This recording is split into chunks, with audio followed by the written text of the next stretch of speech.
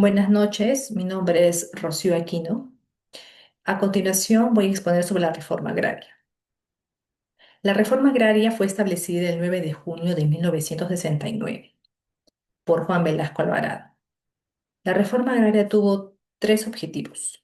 El primero, distribuir las tierras de manera equitativa para disminuir la desigualdad.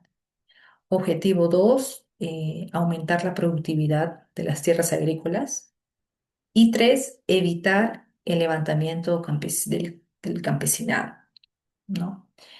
La reforma agraria significó el fin de la era del latifundio, del peonaje, de la servidumbre. Sin embargo, considero que fue una medida radical, muy distinta a reformas anteriores, y por ende no considero que haya sido beneficiosa para el Perú. Y esto por dos argumentos. En primer lugar, si bien existían haciendas donde existía aún la servidumbre o el peonaje, habían otras haciendas que estaban en proceso de modernización, con altas tecnologías, buena producción agrícola. Sin embargo, la reforma agraria no fue selectiva y consideró a todas las haciendas por igual, ¿no? Haciendo que aquellas haciendas que eran realmente administradas de manera correcta, luego terminen siendo abandonadas, ¿no? En segundo lugar, el ideal del campesino era tener una economía familiar en el cual se le asignaban distintas parcelas para que cada uno pueda trabajar.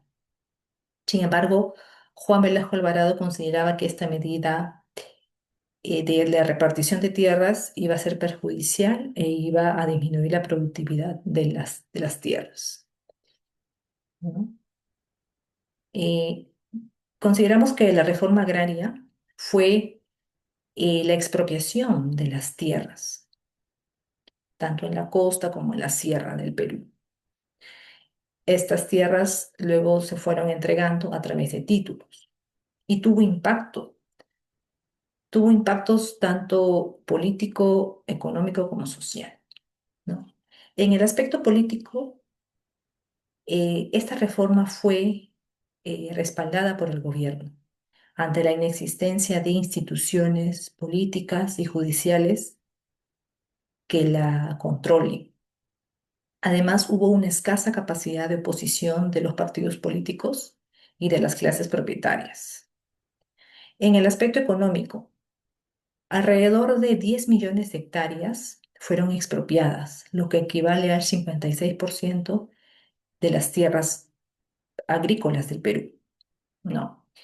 Luego, estas tierras fueron convertidas en 1.200 empresas asociativas o cooperativas, quienes posteriormente, ante ante una falta de experiencia del campesinado, ante una mala gestión, ante la falta de créditos, estas haciendas finalmente terminaron siendo parceladas o hasta abandonadas.